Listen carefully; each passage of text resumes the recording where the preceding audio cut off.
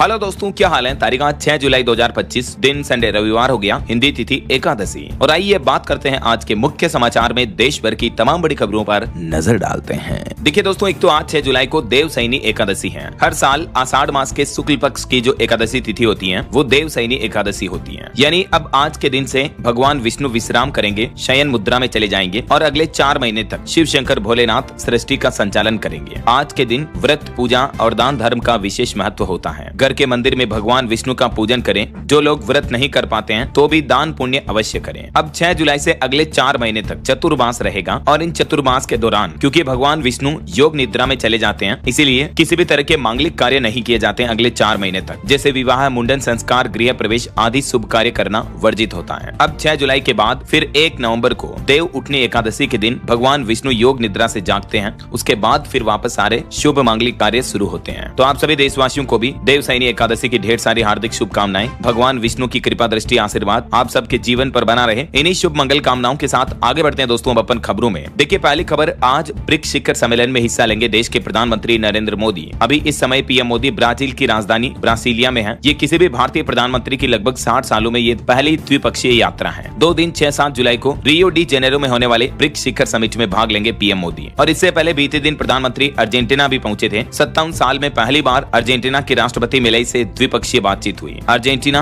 जो कि दुनिया में फुटबॉल का दीवाना देश है, करप्शन में बर्बाद हुआ। 100 साल पहले ये अमेरिका से सुपर पावर की रेस में था, लेकिन 7 बार दिवालिया हुआ अर्जेंटीना। पीएम मोदी ने अपने अर्जेंटीना दौरे के दौरान यहाँ के नेशनल हीरो को श्रद्धांजलि भी दी। सेंट मार्टिन ने 3 देशों को आजादी दिलाई थी। प्रधानमंत्री नरेंद्र मोदी ने वहाँ के राष्ट्रपति जेवियर से भी मुलाकात की। ओके, और चलिए अगला अपडेट देखिए। भारत में लोगों की इनकम आय को लेकर एक रिपोर्ट सामने आ रही है कि आय समानता के मामले में भारत ने नया कीर्तिमान रचा है और देश से अत्यधिक गरीबी भी घटी है। यानी एक्सट्रीम पॉवर्टी से अभी बाहर निकला हमारा देश। 17 करोड़ से ज्यादा भारतीय इस कंडीशन से बाहर निकले। वर्ल्ड बैंक की तरफ से भारत की जीडीपी ग्रोथ रेट को लेकर ये लेटेस्ट रिपोर्ट जारी की गई, देख सकते हैं आप। और देश में महंगाई पर भी एक अच्छी खबर आ रही है कि सब्जी दालों की बढ़ती कीमतों के बावजूद 2.6% रहेगी खुदरा महंगाई दर। लगातार 5वें महीने आरबीआई के दायरे में रही है। बैंक ऑफ बड़ौदा की तरफ से ये लेटेस्ट रिपोर्ट जारी की गई महंगाई को लेकर। और इस रिपोर्ट में ये भी बताया गया कि पहली तिमाही में थमी रहेगी महंगाई। आंकड़ा रिजर्व बैंक के अनुमानों के अनुरूप ही रहने की उम्मीद है। बैंक ऑफ बड़ौदा की तरफ से वित्त वर्ष 2026 की पहली तिमाही के महंगाई के आंकड़े जारी किए गए। चलिए अगला अपडेट देखिए। बार बार क्रेडिट कार्ड यूज करने वाले लोग सावधान हो जाएं। इसी महीने 15 जुलाई से एसबीआई कार्ड के नियमों में बड़ा बदलाव होने जा रहा है। भारतीय स्टेट बैंक एसबीआई के अगर आप भी ग्राहक हैं, क्रेडिट कार्ड यूज करते हैं, तो अब ध्यान रखना मिनिमम अमाउंट ड्यू में EMI balance, GST, finance charge और ओवर लिमिट अमाउंट भी शामिल होगा। साथ ही 1 करोड़ रुपए तक का free air accident insurance cover भी एसबीआई कार्ड पर खत्म होने जा रहा है। फ्री एयर एक्सीडेंट इंश्योरेंस भी बंद किया जाएगा। इसके अलावा भी एसबीआई कार्ड में 15 जुलाई से ये कुछ और बदलाव आपको देखने को मिलेंगे, है ना। चलिए अगली बड़ी अच्छी खबर देखिए। चीन का टूटा घमंड, उत्तर प्रदेश की धरती से ये कंपनी निकालेगी रेयर अर्थ एलिमेंट्स। सरकार से लेटर ऑफ इंटेंट भी मिल चुका है। भारत की सबसे बड़ी माइनिंग कंपनी वेदांता लिमिटेड ने ये बात की जानकारी दी है कि उसकी एक सहायक कंपनी उत्तर प्रदेश के सोनभद्र जिले में रेयर अर्थ एलिमेंट्स निकालने का कॉन्ट्रैक्ट लिए है। यूपी सरकार से सहमति भी मिल चुकी है। भारत देश हमारा अब धीरे धीरे दुर्लभ खनिज के उत्पादन को बढ़ा रहा है, जिससे चीन पर हमारी निर्भरता कम होगी। वहीं भारत अमेरिका ट्रेड डील पर देखिए, देश के वाणिज्य मंत्री पीयूष गोयल बोले कि अमेरिका से डील तभी होगी जब दोनों देशों का फायदा होगा। देश हित सबसे ऊपर रहेगा। जबकि राहुल गांधी ने एक दिन पहले बयान दिया था कि मोदी सरकार ट्रंप की टैरिफ समय सीमा के आगे झुक जाएंगे। तो राहुल गांधी की इस प्रतिक्रिया का जवाब देते हुए वाणिज्य मंत्री ने ये बात कही है। इंडिया यूएस ट्रेड डील पर एक बड़ा अपडेट ये भी सामने आ रहा कि इस ट्रेड डील को यूएसटीआर ने भी हरी झंडी दे दी है। अब सिर्फ ट्रंप की मंजूरी का इंतजार है। यूएसटीआर का मतलब अमेरिकी व्यापार प्रतिनिधि जेम्सिन ग्री द्वारा समर्थन मिल चुका है इस डील को। चलिए अगला अपडेट देखिए। भारत के एस्ट्रोनॉट शुभांशु शुक्ला अभी अंतर्राष्ट्रीय स्पेस स्टेशन पर हड्डियों और रेडिएशन पर स्टडी कर रहे हैं। इससे हड्डियों की बीमारियों के इलाज में मदद मिलेगी। लंबे स्पेस मिशनों में एस्ट्रोनॉट्स की सुरक्षाएं और बेहतर होगी। चलिए बड़ी खबर देखिए। मध्य प्रदेश के 20 शहरों में भारी बारिश का माहौल देखा जा रहा। यूपी काशी में मणिकर्णिका घाट डूबा। इसके चलते छत पर लोगों के अंतिम संस्कार करने पड़ रहे हैं। हिमाचल प्रदेश में अब तक 69 लोगों की मौतें हुई। देश भर में भारी बारिश का माहौल जारी है। इस बीच मौसम विभाग की तरफ से अगले 24 घंटों के दौरान और भी कई राज्यों में भारी बारिश की चेतावनी जारी की है। आगे बताऊंगा मैं आपको और भी पूरे मौसम समाचार विस्तार से। फिलहाल देखिए अगला अपडेट। अमरनाथ यात्रा के दौरान एक बड़ी दुर्घटना हो गई। चंदरकोट में काफिले की बसें टकराई, जिसमें 36 लोग घायल हो गए। पहलगाम रूट पर यह हादसा हुआ। बताया जा रहा है कि बस के ब्रेक फेल हो गए थे।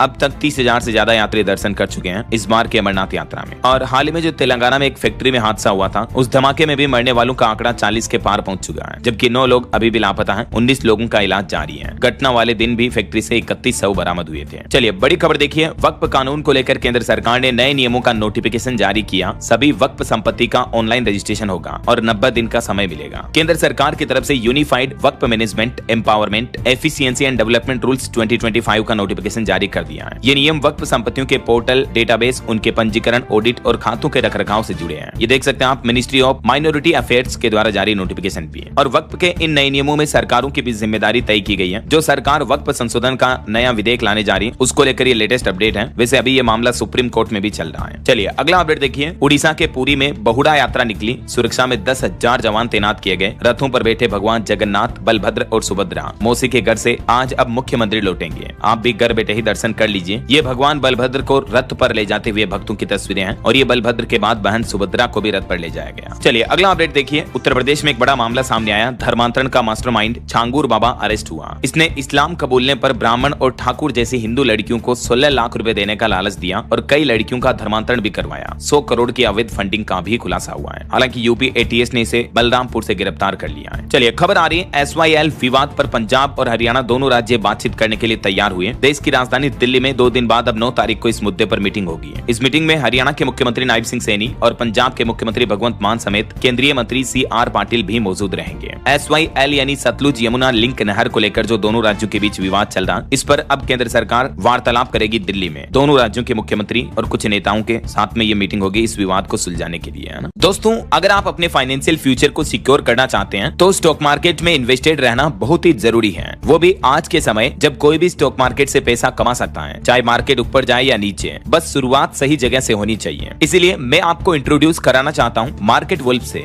यह एक सेबी रजिस्टर्ड ऐप है जहाँ आप सिर्फ 99 रुपीज की लाइफ टाइम फी में ट्रेडिंग शुरू कर सकते हैं। इसमें कोई ईयरली मेंटेनेंस चार्जेस या हिडन चार्ज नहीं है और ये एंड्रॉइड और iOS दोनों ही प्लेटफॉर्म पर अवेलेबल है। मैंने मार्केट वुल्फ ऐप खोला, पिन डालकर लॉगिन किया, इंडिसेस एंड स्टॉक्स और सेलेक्ट किया इजी वे टू ट्रेड वाला ऑप्शन। मैंने सेंसेक्स चुना और डाउन ऑप्शन सिलेक्ट किया। मैंने 3 लोट्स ऐड किए और ट्रेड प्लेस हो गया। अब मैं अपना ट्रेड मॉनिटर कर सकता हूँ। इस ऐप की खास बात यह है कि आप बहुत ही छोटी इन्वेस्टमेंट अमाउंट से भी ट्रेडिंग शुरू कर सकते हैं, जबकि अन्य ऐप्स में 3 गुना ज्यादा पैसे लगते हैं। इसमें एक इनबिल्ट फीचर है स्टॉप लॉस का, जो कि आपके लॉस की लेवल पर अपने आप ट्रेड को बंद कर देता है और इनका ब्रोकरेज भी इंडस्ट्री में वन ऑफ द लोएस्ट है। मैंने कुछ ही समय में 2205 रुपए का प्रॉफिट बुक किया। आप यहाँ gold, silver, crude oil, natural gas में सुबह 9 बजे से रात 12 बजे तक ट्रेड कर सकते हैं। मार्केट वुल्फ ऐप आपको फ्री रिकमेंडेशंस भी देता है, जैसे अप्रैल मई में प्रॉफिट्स और जून में 70,468 का प्रॉफिट बुक हुआ, जो कि था 203% रिटर्न्स सिर्फ इनकी एक्सपर्ट रिकमेंडेशन से। और सबसे अच्छी बात पता है क्या, इस प्रॉफिट पर मार्केट वुल्फ का कोई कमीशन नहीं लगता है, पूरा प्रॉफिट आपका होता है। तो अगर आप iOS या एंड्रॉइड यूजर हैं तो लिंक डिस्क्रिप्शन और पिन कमेंट में दी गई है, अभी जाएं और डाउनलोड करें मार्केट वुल्फ ऐप।